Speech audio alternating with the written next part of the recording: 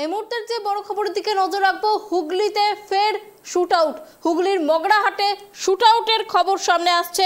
এই মুহূর্তের যে বড় খবরের দিকে আমাদের নজর রয়েছে, হুগলির মগরাহাটে ফের শুট আউটের খবর। গুলিবিদ্ধ দুজন, প্রকাশ্যে বাইক আরোহীদের লক্ষ্য করে গুলি।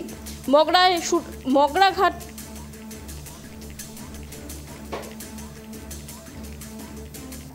বলছি যে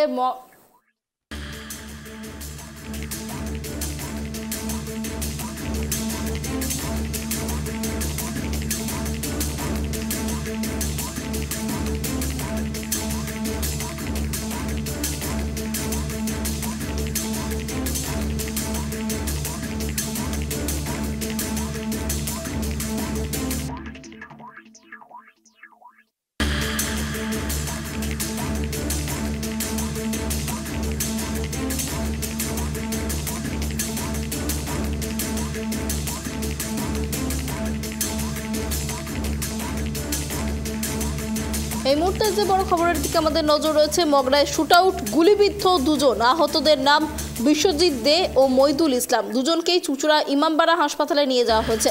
বিশ্বজিতের অবস্থা আশঙ্কাজনক হওয়ায় তাকে কলকাতার বেসরকারি হাসপাতালে নিয়ে যাওয়া হয়।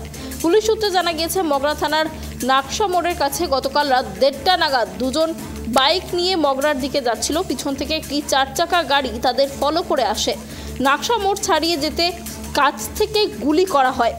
কয়েক রাউন্ড গুলি চালানো হয়েছে। মইদুলের থাইয়ে গুলি লাগে, বিশ্বজিতের হাতে ও পেটে গুলি লাগে বলে জানা যাচ্ছে। পুলিশ তাদের উদ্ধার করে হাসপাতালে নিয়ে গেছে। ঘটনায় একটি মামলা রুজু করে তদন্তে নেমেছে পুলিশ। পুলিশের অনুমান যে পুরনো শত্রুতার জেরে এই ঘটনা ঘটেছে।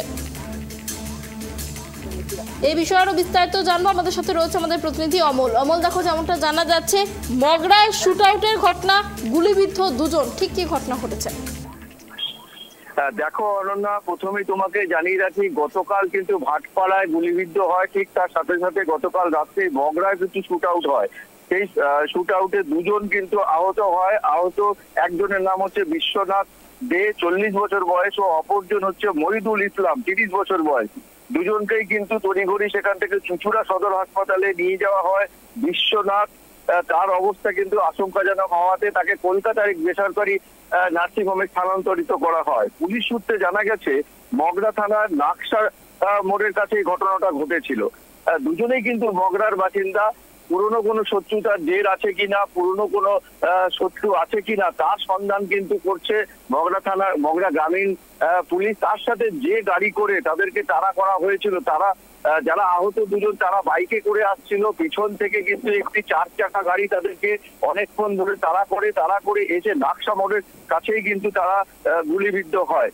সেখান থেকে যে খবর আমাদের স্থানীয় সূত্রে আমরা জানতে পারি, ওখানে কিছুক্ষণ পরে থাকার পরেই কিন্তু গুলি লাগে কিন্তু একজনের পেটে আর একজনের হাতে। সেই অবস্থায় কিন্তু তাদেরকে নিয়ে যাওয়া হয়।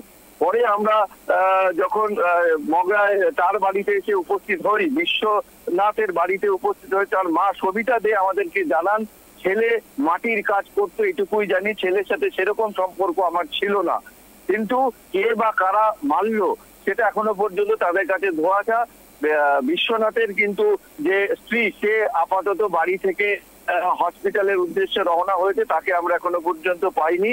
আর আরেকজনকে আমরা পেয়েছি, তার প্রতিবেশী সুপর্ণা হালদার। সুপর্ণা হালদার কিন্তু বহুশই প্রশংসা করে বিশ্বনাথের। তিনি বলেন, পাড়ার মধ্যে এরকম মানুষ পাওয়া খুবই মুশকিল। সেই মানুষ, এই এমন একজন মানুষকে গুলিবিদ্ধ শুনে আমরা খুবই হতচকিত। কেন তাকে মারা হলো, কেন তাকে এইরকম ভাবে গুলি করা হলো নাকশা মোড়ে, একদম মগরাতেই, এটা কিন্তু সম্পূর্ণভাবে ধোঁয়াশা এখনো পর্যন্ত। সুপর্ণা, অনেক ধন্যবাদ অমল আমাদের সঙ্গে থাকার জন্য। আপনাদের আরো একবার জানিয়ে রাখি, মগরায় শুট আউটের ঘটনা, গুলিবিদ্ধ হয়েছেন দুজন, যেমনটা পুলিশের তরফে জানানো হচ্ছে। পুরনো শত্রুতার জেরেই এই শুট আউটের ঘটনা বলে প্রাথমিকভাবে মনে করা হচ্ছে। ইতিমধ্যেই তদন্ত শুরু করেছে পুলিশ।